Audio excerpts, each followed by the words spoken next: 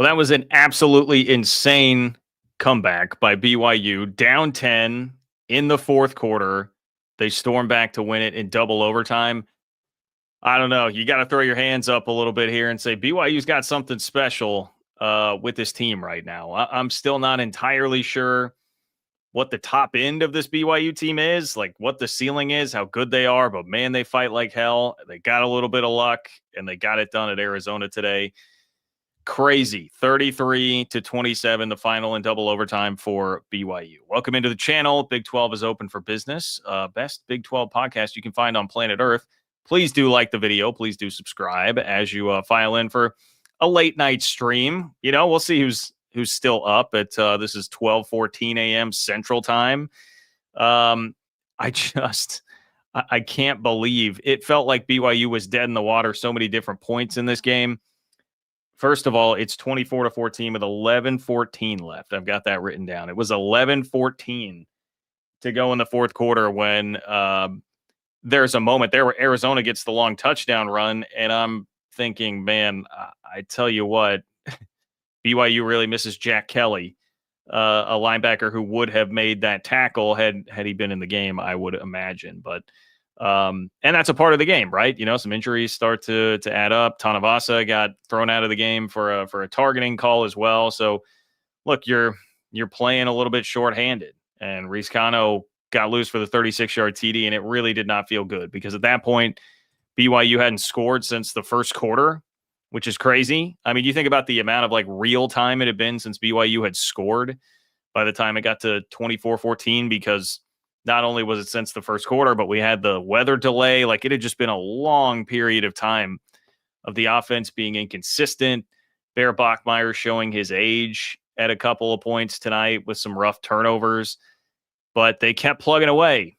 I mean, that next drive for BYU is it's a 7-minute field goal drive.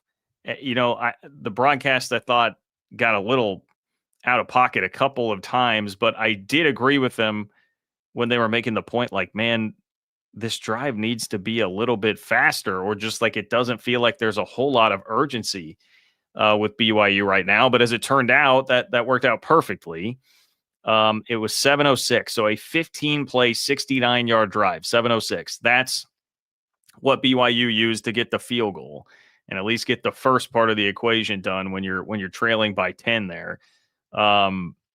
So very plodding, methodical, and you're like, man, I don't know how you're going to turn around then and get the touchdown. When the drive stalls and you only get the field goal, a lot of things have to fall into place. Now, one place where I would say the broadcast was a little out of pocket, they were complaining about Kalani Sitake's timeout usage on the next possession when he didn't use one right away. They're saying preserve time. And I'm like, well, no, what you're preserving is, hey, if they pop one here and they get a first down, you want to still have your timeouts left after that. I don't understand what was so difficult to get about that. I think Kalani Sitake handled it perfectly. But then even on the next drive, right, it's 11 plays. It takes you 11 plays to go 47 yards to eventually score on that drive. But it actually worked out perfectly that both drives were so long and plodding, and that the first one took as long as it did because you left Arizona with basically no time to do anything there at the end of regulation. And, you know, I feel really bad for Noah Fifita tonight because he's one of the most likable players in the Big 12. He stuck around. He stuck it out this year for Arizona after how poorly things went last year, and the fact that Teteroa McMillan, who had been his guy forever, left to go to the NFL.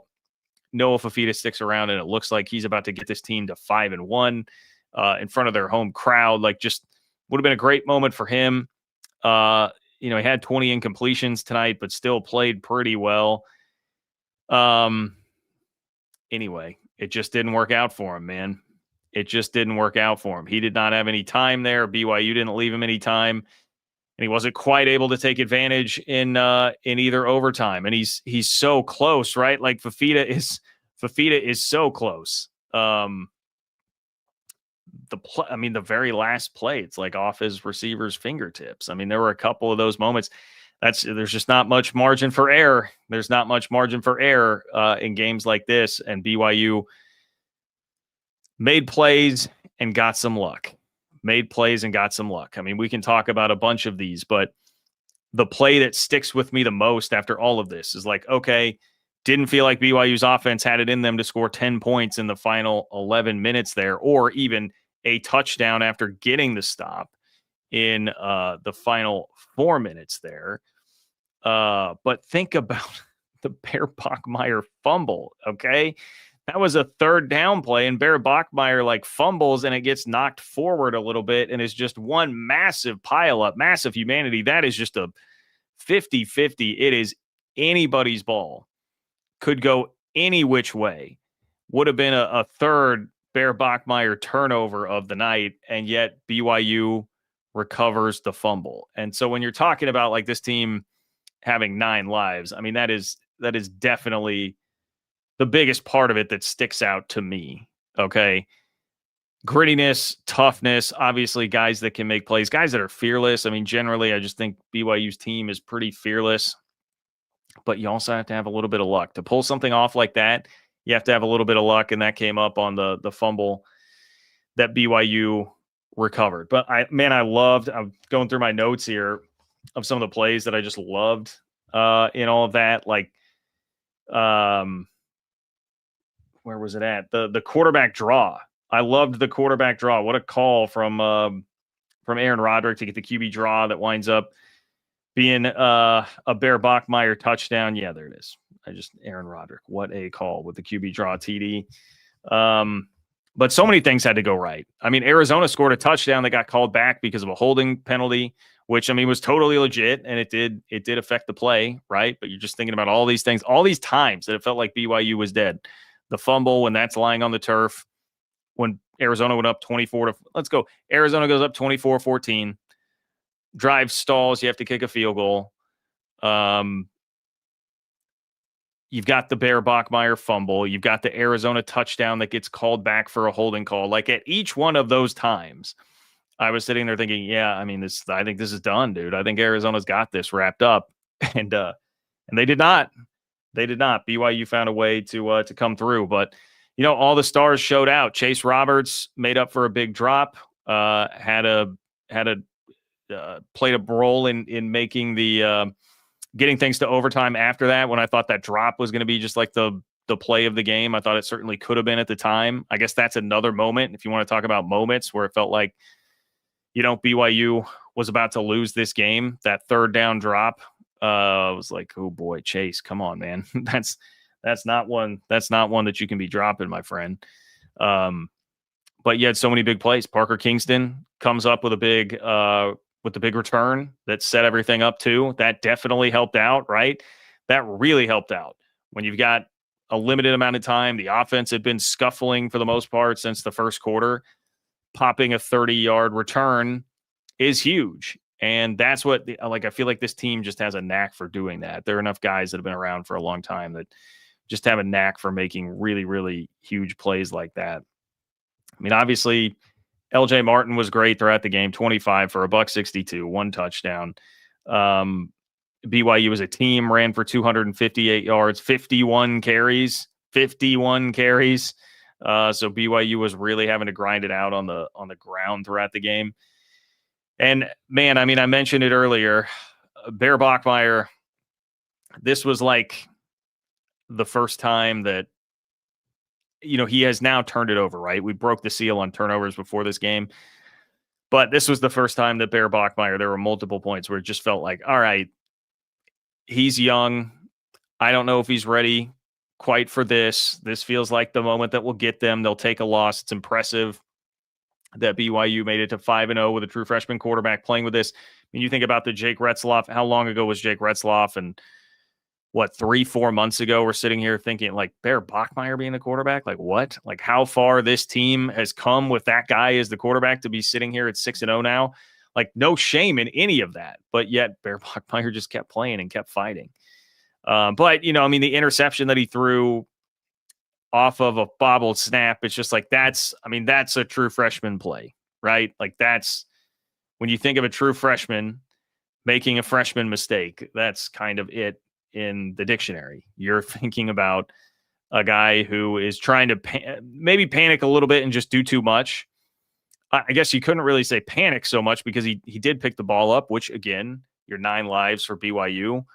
I would credit that to it as well, that you were able to pick the ball up off have it bounce right back to Bachmeier, but then he tries to do too much, tries to force it downfield instead of just lower your head, get a couple yards or throw it away.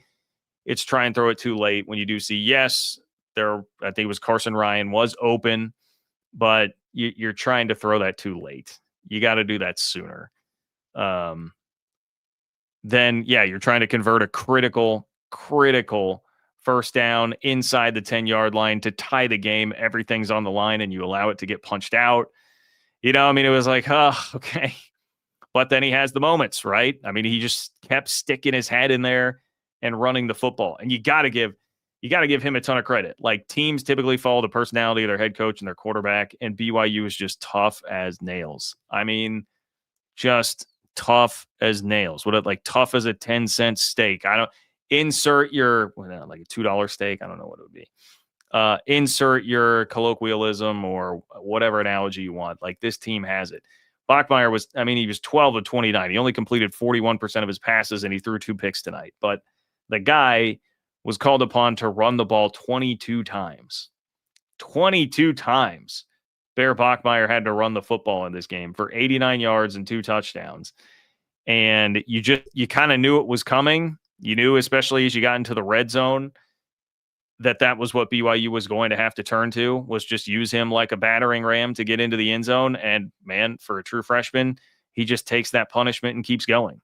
Like, I saw there was I think it was the very first comment in this. Now, I will get to your guys' super chats in just a moment, I promise. But I wanted to pull this up from Hardley. Wonder where K-State would be if they ran their quarterback 29 times in a game. Well, it was 22. It was 22 carries, but point taken. K-State's coaching staff has gone the entire year. Chris Kleiman was just talking about it this week at his post-game press conference. We can't run the quarterback. We can't run Avery Johnson too much. Then during the broadcast today, the K-State TCU game, Tim Brando says, Matt Wells said, hey, we can't have Avery do everything. We can't be running him too much. Like, you got a coaching staff there that's like very timid about running the quarterback too much at all.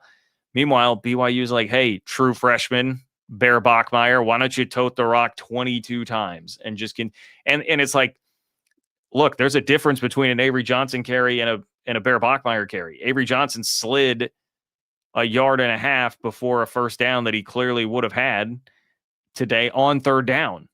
Bear Bachmeier just throws his body, it's almost a little bit of Cam Scattaboo in him, when he's running the ball, and he just throws his body into it every single time. There's no fear. That's so impressive as a freshman. It's just a completely selfless, what do I need to do to win? Like, tell me what I got to do, coach, and I'll do it kind of an attitude. And that permeates throughout this whole team. Like, Bachmeier he fits in so well with everybody else on that team. Definitely talented, but not at least right now where he's at in his career, it's not like just jumping off the page, arm talent or whatever, but it's like he's pretty athletic. He's got a lot of skill. He's obviously very thick. He can take a hit. He can make some big throws, but he's just a guy that's really gritty and tough and always getting you extra yards and running himself between the tackles. I mean, it's crazy. Now, I guess if you want to come back and say, in K-State's coaching staff, who I just criticized a little bit there, might come back and say, well, John, come talk to me at the end of the season, or come talk to me in a couple of years. Like, can Bear Bachmeier survive taking 22 carries every single week? No, probably not. Fair enough. But for right now, it's working, and it's what BYU has to do to win games. Like, you were not going to win that game tonight without Bachmeier taking that many carries. And this team, the quarterback, the whole operation is just willing to do what it takes. And that's what it was going to take tonight. So I wanted to make sure and highlight that, because maybe as a BYU fan, I'm sure you guys all appreciate it, but maybe if you're mainly watching your team, it can be easy sometimes to get just sucked up into that. And I'm trying to tell you, like, man, that is rare. That is rare to have a guy that is willing to put his body in harm's way like that over and over again, especially as a true freshman. Like, it is pretty impressive to watch. So look, you survived a road game against a team that was hot, a team in Arizona that is definitely feeling good about itself. You could see like the confidence that Brent Brennan had on the other sideline. Like they felt like this was their real watershed breakthrough moment. And damn, if they weren't close. I mean, they were close, but BYU, you did it while going on the road without one of, if not your best linebacker, right? Missing a really key piece with Bear Bachmeier, turning it over a couple of times, almost turning it over a third time, putting it on the ground for. I mean, there were so many reasons that you probably should not have won this game, but yet BYU does. BYU is 6-0 for a second straight season. Incredible testament to the program that Kalani Sitake has built. I mean, if you want to just zoom out and go a little big picture here now, which is something that I really like to do. When you think about the first season in the Big 12, BYU just didn't look quite ready. I remember going to Big 12 Media Day, not this year, but last year, and some of the conversation being about like, all right, like, is Kalani going to keep his job? Like, what's going to happen here? And over the course of 2 years with two different quarterbacks, you've now had a 9-0 start and an 11-win season, and then start the next year 6-0 after dealing with a crazy situation where you lose your returning veteran starting quarterback just months before the season, post spring ball. And with a true freshman quarterback, you're sitting here at 6-0. That's wild. And it's an incredible testament to Kalani Sitake. I mean, this is just, I don't know that there's I'm trying to quick scan to the Big 12. Utah, I mean, honestly, that's the only thing I can think of. Utah is the only other like program I would say that is kind of like that right now, like with that much culture to just be like, hey, a program that's just going to will itself to doing this. And I understand what happened to Utah last year. Quarterback injuries, definitely a big part of that. I'm going to give them their flowers and respect as they're just walloping Sam Levitt-less Arizona State right now tonight, 42-10. Now as I glance over to check that score, but it's like that's kind of the list in the Big 12 right now in terms of just programs that can just will themselves to do it like that. And maybe that's a part of the example that I'm making here as I bring up, well, Utah's the other one that's got a program that can just keep rolling through stuff like this and be that tough. And they had the quarterback injuries. They had to go with a true freshman last year, and they went 5-7. And here's BYU at 6-0. So we'll get some more answers next week. I mean, the Holy War it was already going to be great, but it got more interesting and just more hype. We're going to have more buildup for it tonight after what Utah is doing to Arizona State and the fact that BYU survived to set up a 6-0 against 5-1. How far out was Utah of the poll? Like you may wind up with both of these teams ranked heading into the game. Where was Utah? Utah had 82 votes, so they were 26, 27, 28, 29. Utah was 29th. Well, and they were, I guess in the coaches poll, they were 26th. So yeah, Utah's probably going to jump into at least one of the polls. Ranked Holy War, I would think, matchup coming up next week. And you've got 6-0, 5-1. Obviously a game that will be dramatically important to the league standings in the race that everybody is running in right now to try and meet Texas Tech in Arlington as it looks like right now. So just good stuff. Good stuff on tap next week. I can't wait. I'm going to Provo. I will be there for the Holy War next week, and very, very glad that this decision that I made a long time ago to get this all set up is working out the way that this has. I can't wait for the atmosphere and the environment next year. Okay, let's get to some super chats. Sorry for making you wait, guys. Thank you for being here. Please do like the video if you're here. We have a ton of people in here. Please do like the video and subscribe to the channel if you have not. Open for Business, Big 12 podcast, best Big 12 podcast on the planet here. So make sure you subscribe. We're talking college football from a Big 12 perspective all the time here. And subscribe to the Open for Business Big 12 newsletter, ofbnews.com. That's ofbnews.com to get subscribed twice a week to your inbox, totally free. 5,200 plus Big 12 fans are reading it right now. Zach, what's up, Zach? Zach says the Holy War is about to be lit. Yes, it is, my friend. BYU needs to clean up dumb penalties, i.e. another defensive offsides, and get Jack Kelly back ASAP. Go Cougs. Yeah, I guess at least Jack Kelly was showing up like doubtful on the injury report, which is not, it wasn't just a straight out the whole time. So maybe he could be back next week. I don't know. If someone sees anything on Twitter from like a Kalani Sitake press conference about that, any kind of update, let me know. Yeah, look, BYU needs to clean up a lot of things. There were definitely sloppy elements to the game tonight when it looked like jumping out 14-0, like, oh, here we go. BYU finally started fast, right? Like that had been a theme of this year, was BYU taking a minute to get going. East Carolina, Colorado. This was an example of BYU actually starting really fast, but you got to finish too. And man, the middle portion of that game was just not very good, but the start and the end were great. So yes, things to clean up for sure, Zach, but Holy War will be absolutely awesome next week. Thank you for your support. John, feeling good. John, congratulations tonight from one John to another. Congrats. And I hope you are enjoying the night. Soak it all up. Enjoy this, man. Like, this is not just winning games like this, but being 6-0. Again, the circumstances, all the adversity BYU's faced this year. This is not something to be taken for granted. Okay. So make sure and enjoy this for sure. John, congratulations. Starter 179. Where are we at here? We got a couple from Starter 179. Okay, Starter 179. I'll get to you in just a second because that will deviate a bit from the BYU conversation. Polar Dark bears the next Taysom Hill. Yeah, I can definitely see some of that. I think my favorite thing I heard Drake Toll say the other day, like that he's like a centaur, and that's kind of like the body type that Bear Bachmeier has, the centaur, man, and he uses it the way that he runs, and doing all this as a true freshman. I mean, sky's the limit. The guy could be, it would appear, about whatever he wants to be when he leaves BYU. And I know, I've heard all the stories about just the lore of who he is as a person too. I mean, it seems like the type of guy that is definitely going to climb and climb and climb in terms of what he does and develop. So Polar Dark, I think that is very much possible.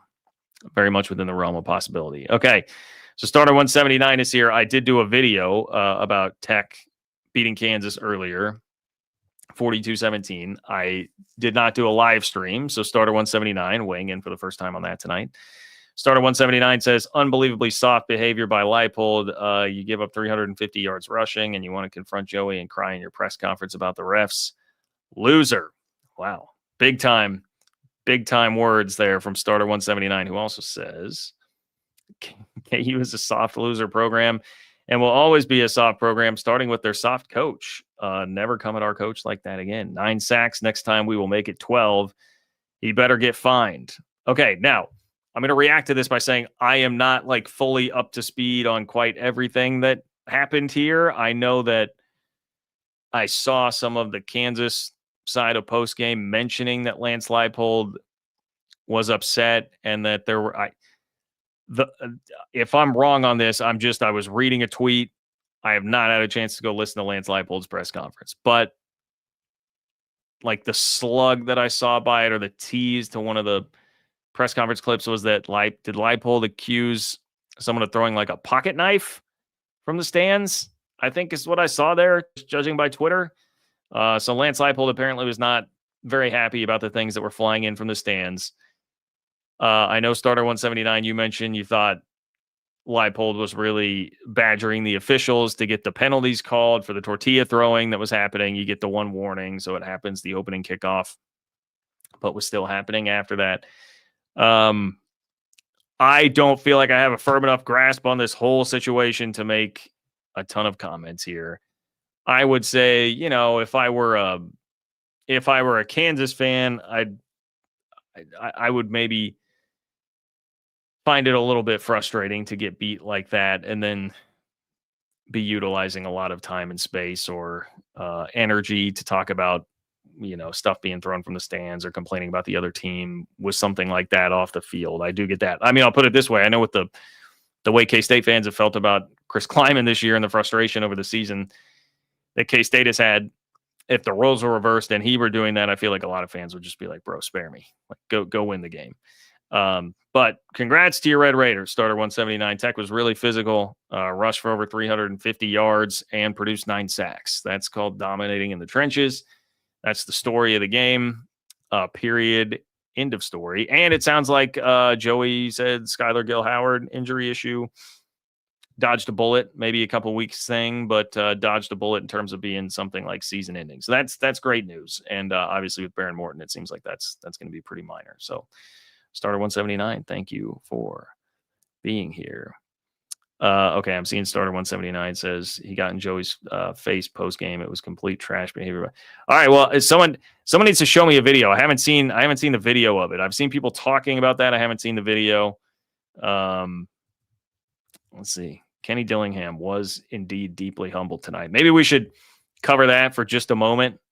I mean, I feel like I watched enough of the game while it was still somewhat in doubt. The Utah Arizona State game. I mean, it's a tough putt for ASU when you lose Sam Levitt. I mean, it's the heartbeat, the heart and soul. You're going to play at Utah, really physical team, tough crowd, inclement weather conditions. You have a lot of things working against you, and nothing against Jeff Sims. Perfectly fine as a backup quarterback there, but you're going to have a hard time winning upper level Big 12 games there. Now, 42-10, I mean, that's getting drilled. And you really got pushed around in this game from what I saw. I'm going to look at the final rushing numbers here. Yeah, 7 yards a carry tonight for Utah. 41 rushes. I guess it winds up at 42 carries for 276 yards and 6 rushing touchdowns. Devin Dampier had 120 rushing yards and 3 scores tonight. He only had to throw the ball 12 times. I mean, that's a Utah box score right there. That's the box score that the Utes want to see when things are going well, is that Dampier is rushing the ball for 12 yards a carry, getting into the end zone with his legs, and he's only having to put it in the air 12 times. 7-12, 104 yards. Yeah, pretty emphatic statement there by Utah. I said on the Fremont postgame show earlier today, I said, don't sleep on Utah. Somebody asked me, who's going to finish second in the Big 12? Because I think today, especially with like Iowa State and TCU's performances, it was kind of like, all right, like this thing's still absolutely wide open. Besides Texas Tech for who's going to make it to Arlington. And I was like, well, hey man, don't sleep yet on Utah. Don't totally forget about them. I know it's easy to hold them up against Texas Tech and see what happened and be like, well, they're not that good, but Texas Tech seems to be head and shoulders above everybody in the league. So that may not be totally fair. We're talking about who's gonna you just got to finish in the top 2. You don't have to be number 1 there.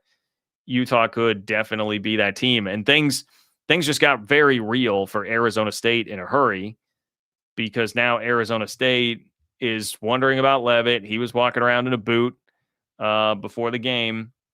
Guess who your next game's against? In 6 days, as of right now, because it's Sunday technically, in 6 days, Texas Tech's coming to town. So get ready for the Red Raiders. And if you thought Utah was physical and you just got shoved around by Utah, Texas Tech physically manhandled Utah in their own building. So Tech's got an even tougher challenge for you in terms of physicality. And if you're Arizona State, yes, right now, well, you have 2 losses. Only one of those is a conference loss. So, in terms of the conference title race, you're still very much in it, but you're staring down the barrel of having a second conference loss and having no margin for error the rest of the year with Texas Tech up next. And you're also going to be in some tiebreaker hell there with a loss already to Utah, and then obviously a loss to Texas Tech. There's just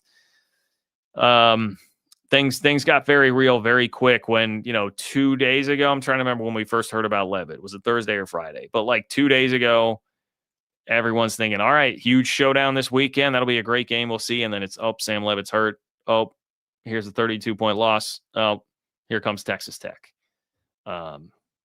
Life comes at you fast. Life comes at you very fast. Okay. It's late, guys. It's late. I will do a live show tomorrow where I have some time to gather my thoughts a little bit more about all this, but I wanted to give you an instant reaction because that ended as such a damn good game between Arizona and BYU. Look, Arizona, I should say this too. Arizona impressed me. They are better than I thought they were. We'll see how this is going to turn out, the rest of the season for them. They cannot let this be the type of thing that haunts the rest of their season. They are, I guess it's crazy to look at this and be like, well, they're 1-2 in the Big 12 and they lost to the two, more upper tier teams they played and only beat Oklahoma State and K-State. But the K-State win is aging well. Look, they go to Houston next week. Arizona could definitely win that game. Then they go to Colorado. Arizona could definitely win that game. Kansas comes to Arizona. That's probably winnable. So Arizona very well could be 7-5, 8-4 this year. Definitely could be. I thought after the K-State game, that's probably like a 5-7, 6-6 team. I think Arizona is better than that. They showed me something tonight. I know that's no solace to Arizona fans who are going to be really upset by the fact that they lost this game, but I did want to at least mention that. So, congrats to all the winners. Congrats if your squad won tonight. I'm going to pop out of here, call it a night, but appreciate everybody. Thank you so much for being here. Like the video, subscribe to the channel, subscribe to the Open for Business Big 12 newsletter at ofbnews.com. That is ofbnews.com. Get some rest, and we'll do it again tomorrow, shall we?